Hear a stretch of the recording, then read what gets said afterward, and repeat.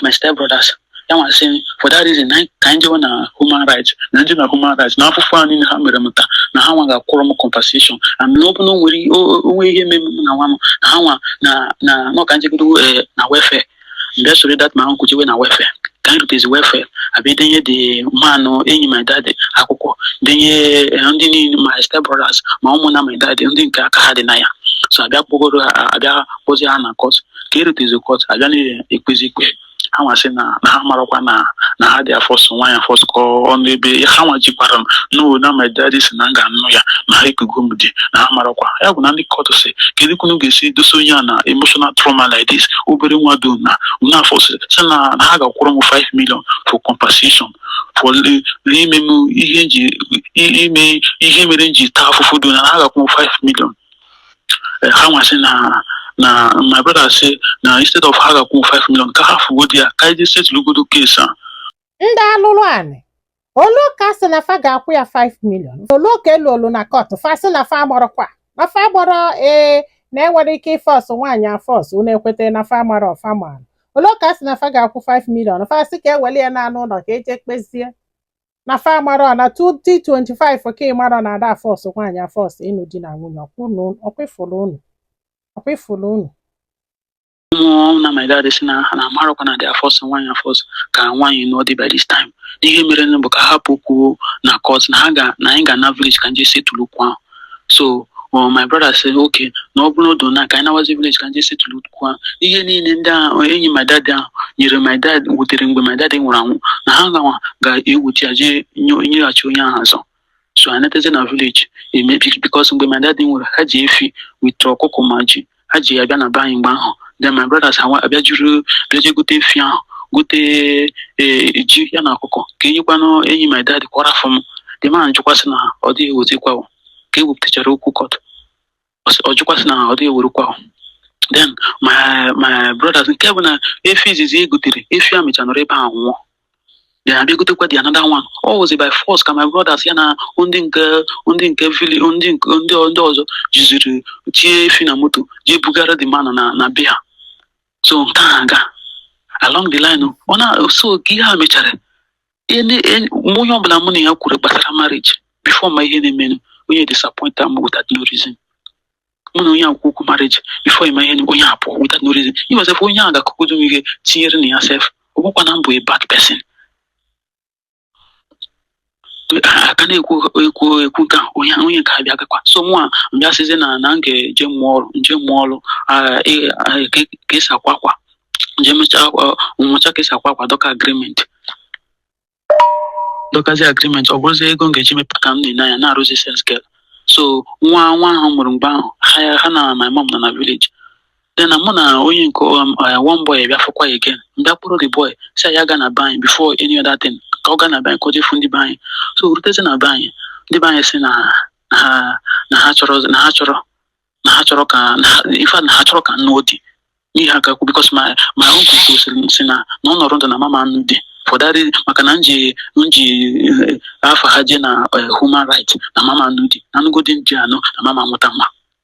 So ihe aka na-ekwokwu ya onye ọbụla mbụ na ya mechi tata before ememe ihe eme onye akọwa akụkọ na-enwere isi ọbụkwa na onwe ihe mere onye ahụ.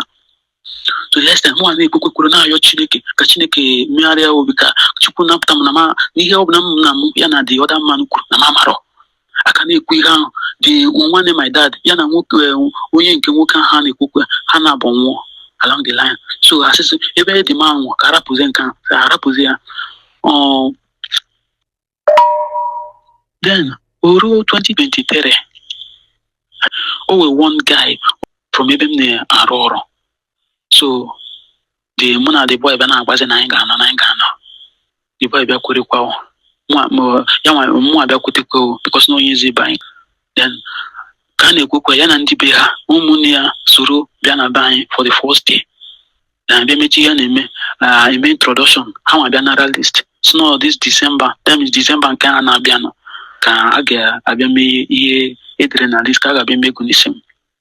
And by that time, I do go me more to the extent when the boy be. Before my name, this boy change automatically. Ngamara muna another girl onye buru mozo dime before mu dime self. the boy knows Rimizo. And the girl was on one before more. So, when money I can know, Omakata, only Zufone is, what do you make call up outside? What Njizakiri problem here was no business. And the boy, I have scrap corners was no business. No business can see a business in Izu. And the money I know like this, or like, but I didn't know again. Back and we change you even to the extent the Egonji back card. Bon, ndị be anyị nọ na bank ekpesara bifo onye m ego nji gbakadị emechazi ọbụna na Chineke nyere m aka mmụọ nwa m n'udo ka a mụchara nwa and the girl bụ ụzọ mụọ nwa onye obodo ọ bụ ụzọ mụọ nwa ka na-ekwu ahụ the girl immediately the girl na-akpọ na phone ara ebido shekwa ya na ọpụọ even self mụ na adịghị enwe any discussion as onye ya na mmadụ nọ the girl kpọ ya na phone kịta nawa ọpụọ. See, like, sometimes I spend many days outside without coming back. And the boy, come back, my past. I watch up everything. Why am I go one? No, they are interested as a single mother. Yara for Kwamanama Yenga bigger.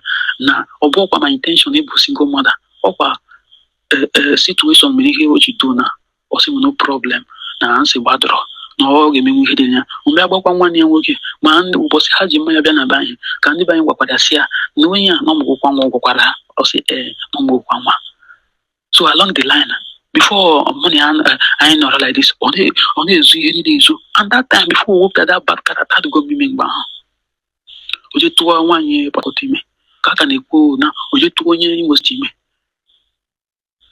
Ka a na-ekwu ihe a kịta dis guy atụbago mmadụ na-atọ ime o nwere nke ọ tụbalụ before wee bịa ka tụba nyanwa nke afọ amụgo nwa a na-ekwu ọtụbakwa onye ọzọ andị ka ọ na-atụbafe ime ka ọ na-ere nterefe apartment fancha niile anọ n'ebe afọ nya keza ya nya ife ọ na-eke bụ onye ọbụla onwekwere ebe oghele due chọba na oghele unu fụra ọsụ utue di a ọ na-afụrụ ya ọsụnye utue di a ike gwụrụ.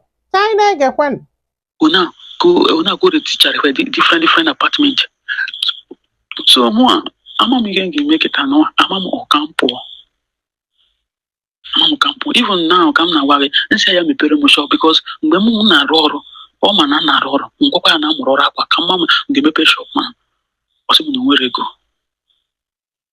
And the girl oyin ko to alime. Ya matata bu Sunday, unya bu Sunday, go jeme child education the girl. O ekupro nwa na church. Jeme child education the girl. Na just kidum bosa nge men kan. O Sunday gadro. Kidu bosa nge kupu nwa na church so Sunday gadro. O say anya nya go ri o makote do with 5 naira. Mo no wen ko na spend outside.